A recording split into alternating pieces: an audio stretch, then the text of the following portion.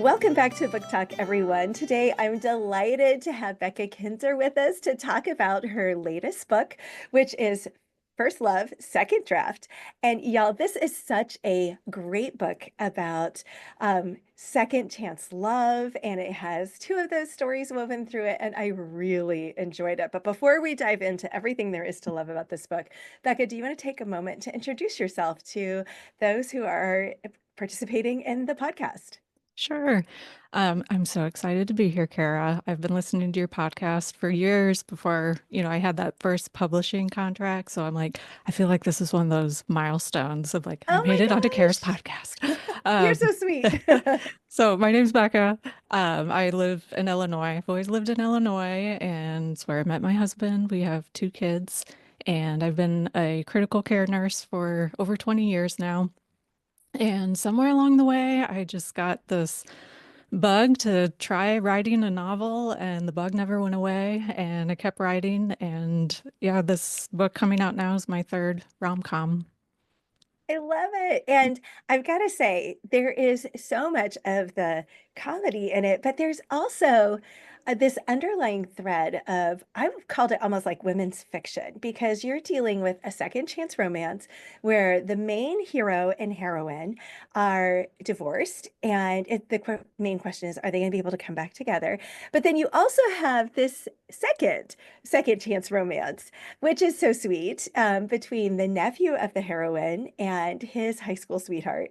So, how did you decide that this book, First Love, Second Draft, was going to be about second chance love?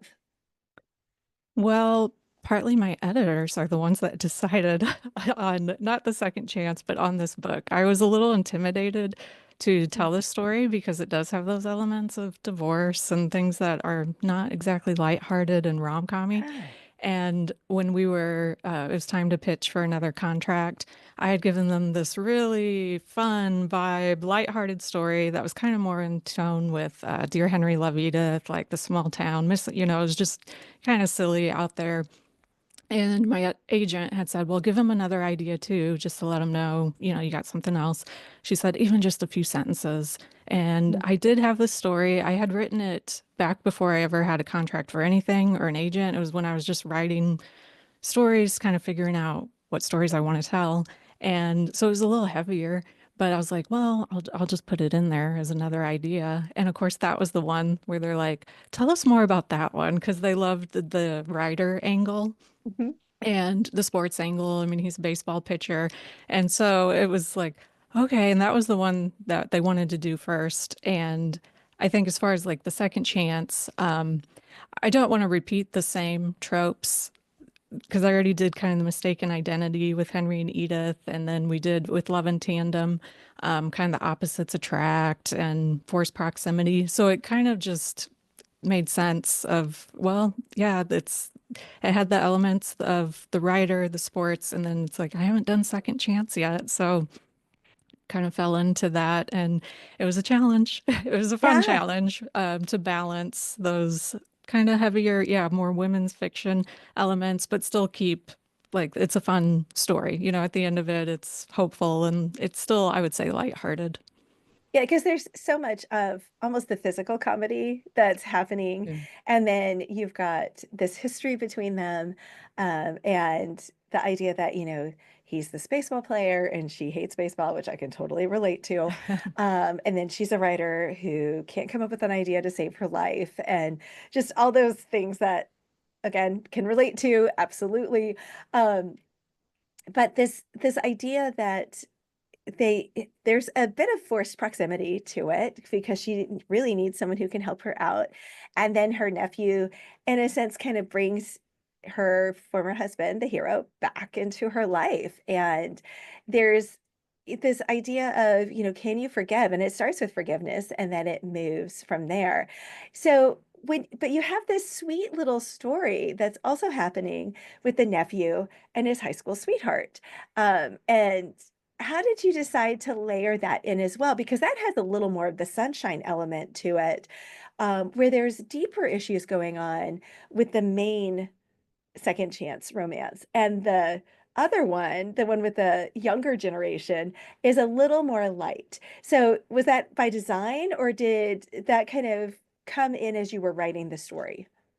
I think more as I was writing the story. The very initial drafts, I did have Matt's point of view. Like he always had his line through it, but it was more the further I got into it and the story was taking more shape, it was kind of like, oh, there are parallels here that younger generation point of Yeah, view, it is more of the lighthearted early love, I think. And you kind of, it's like, this was how Noah and Gracie were, yeah, when they first met and they lost it. And so I kind of liked the way you're rooting for Matt and Rachel because you're seeing, oh, you want them to make it. And then you're seeing, oh, what could happen when you go through those challenges and trials. And so yeah, as the story developed, I started realizing the parallels and it's like, oh, I have two second chance romance yeah. stories here.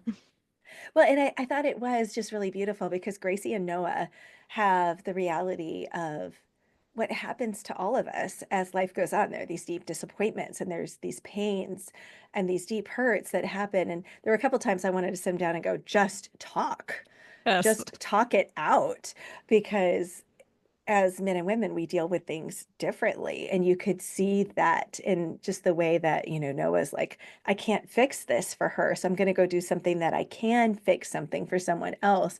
And then her reaction is to, move away.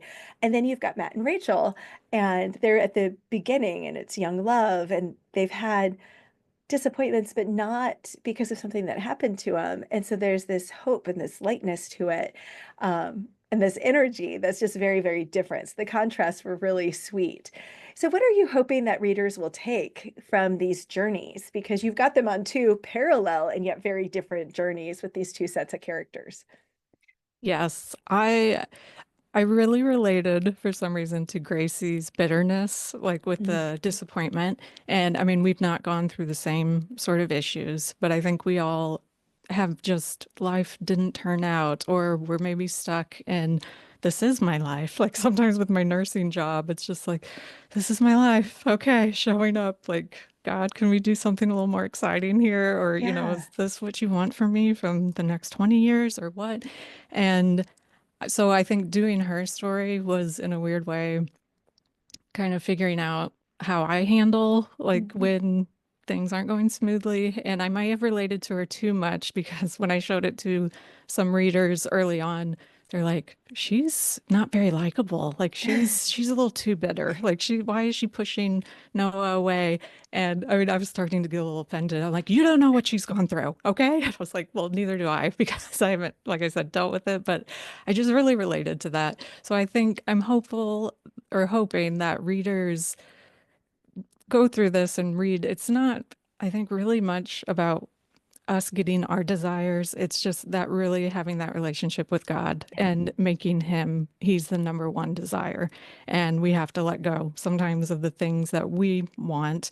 But I think staying close with God and connected with God, not pushing Him away, we're still blessed. And I Mhm. mean, she and Noah could have had a better relationship a lot sooner if she had learned that lesson, a little sooner. But so I think it's not just a generic hope of like, oh, hope that things will turn out. It's really, it's got to be God, that hope and clinging to Him. Absolutely. Yeah, and having walked the journey that she has, I could so relate to, her reactions and her pain. So it was very real. But then also the knowing that, you have to not isolate yourself, but it's such an easy initial reaction when you walk that journey. So let's talk about your writing journey. This is your third book. Um, so what was it like? How did you wake up one day and go, oh, I'm going to be a writer? Or what was that process like for you? So that's funny. I got a phone call from my gynecologist office. I say I can always thank her that she started my writing career because she scared me to death. And it was just like one of those calls where they're like, hey, call us back. We need to talk Mhm. to you. And I was like, why do I need to call back? I just had an appointment. And then they usually send a letter, when they're like, you'll get a letter in the mail. If everything's fine. If it's not, we'll call you. And I realized, oh, I never got a letter. And it's the only time I've had one of those, like my life flashes before me. And I think at this point I was married. We had our house, we had our two kids, and without realizing it, I think I was kind of in that like what's next stage. And when I was looking at the phone, like getting ready to call back, my biggest panic was like, if this is a bad phone call, like, because you know how Yeah. your mind just jumps to worst case Yeah. scenario. I'm like, I'll be dead in 6 months. Um, my one thought was, you never wrote that novel. And I finally called back, and of course it was fine. Everything they're like, you're going to be alive. We think, you're okay. But after I got up off that phone call, it was like, what novel? I mean, it wasn't like I had a story, how sometimes people have that story that they just have to tell. I think it was just that desire to write, and that had always been there. And I had kept journals and things, and there was that like, oh, someday it'd be fun to write a novel. But it wasn't until that phone call, and it was 2016, where it just felt like God fired the starting pistol of now's the time. And looking back, it was the time. I think I wouldn't have been able Yeah. to really dive in or do it at other times because I was busy with little kids, or, it just wasn't the right life or time in my life. But that got me started, and I didn't really know what I was doing, like what story I wanted to write. But I had been reading voraciously, because that when I had my kids, I started reading more and discovering the library app, and that's where I really found the genre Christian fiction. And because you could find that label, I was like, I just want to read the Christian fiction stories, and it opened my eyes to the all the different genres. It wasn't just those sweet prairie stories, like Marriage of Convenience, or something out there. And I mean, I enjoy those stories, but that was when I found like Susan May Warren and her Yeah. series, and now Elizabeth Camden, she was another one. I mean, it was just historical and suspense, and Dee Henderson, that was the O'Malley series. I read all those, and I mean, I Yeah. I was just love like, those. this is great. And so initially it was like, okay, I knew I wanted to write Christian fiction, but it's like, but what genre? What am I going to write in here? So that's why it took me a little while. I thought I wanted to do romantic suspense, and but then I ended up I kind of had to get this rom-com out of my system because my romantic suspense got a little too weird. It was like the serial killer and stuff. I was like, "Ooh, this took a turn and got heavy." And I'm just gonna write something like a palate cleanser. And then, of course, that was the one that I submitted into a contest, the Genesis contest, a few years later, along with the romantic suspense, which that was the one I was like focused on, but I just Yeah. wanted any feedback on my writing that I could get at that time. So I thought, well, I'll just put this other one in because honestly, I didn't know what to do with it. I was like, it is so rom-commy. It doesn't fit really with, I'd written maybe 4 stories at that time. And it was like, that was the odd duckling. Like, what am I going to do with you? And that was the one the judges loved. And an editor that had judged in the contest, she reached out to me that summer and was like, who's your agent? And of course, I didn't have one at that time. I was still like early on, but that I was planning to go to ACFW. This was 2019 in the fall. So I was like, well, I'm planning to pitch to Yeah. agents, but both of those entries made it to the finals. And so I'm like, well, I got to pick one. Like you got to choose your lane. If I'm going to pitch to agents, it's like, am I doing suspense? Am I doing rom-com? And I could tell just the feedback that I was getting. I was like, I think I got to go with the rom-com. And that was Dear Henry Love Edith. And it ended up winning. And then that's what got the attention of my agent. And that took me down the path of like, okay, rom-com is my lane. I'm going to stay I there. love that. Oh, that's so fun. And talk about two very different genres, Yes. romantic suspense and romantic comedy. That's like two very different lanes. So, what's your biggest challenge as an author then? When you think about like writing and all the different things, what's your biggest challenge? Well, I think is like the meat and bones of writing the stories, kind of what we talked about is, I mean, it's rom-com. So I want to stay in that rom-com lane, but sometimes in the Christian fiction, it's hard to bring that meat or Yeah. meaningful faith element when it's like, I feel like sometimes they're just slipping on banana peels. Like now, how do we have Yeah.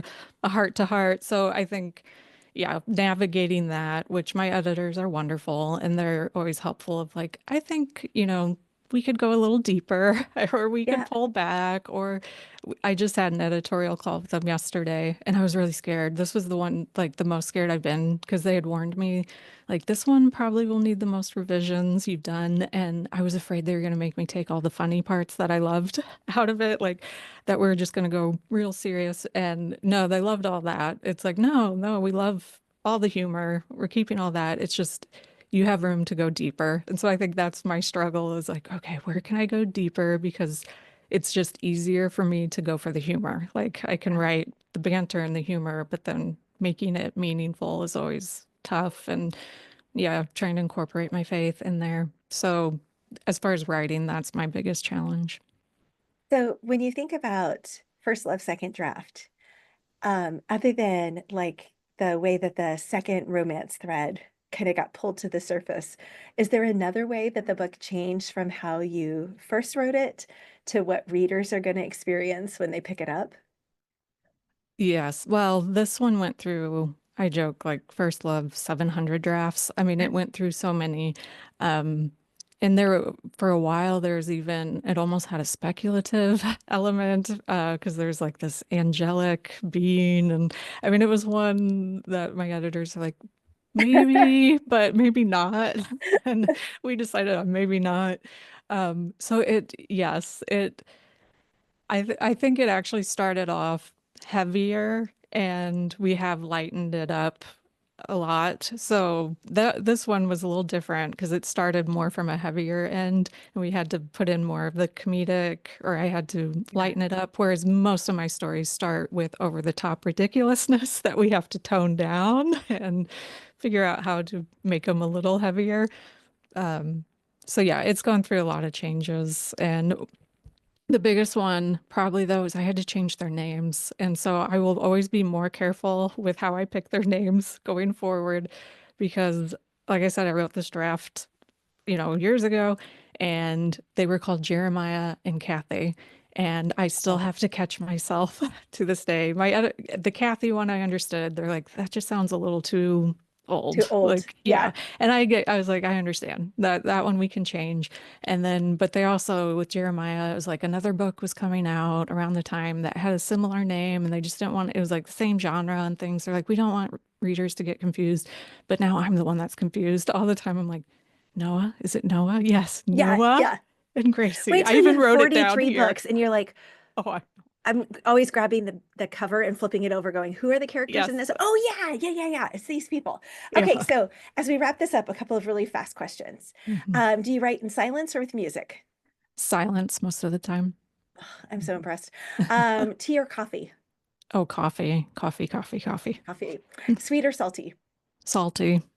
Okay. Mhm. And where can readers find you and learn more about you and your books?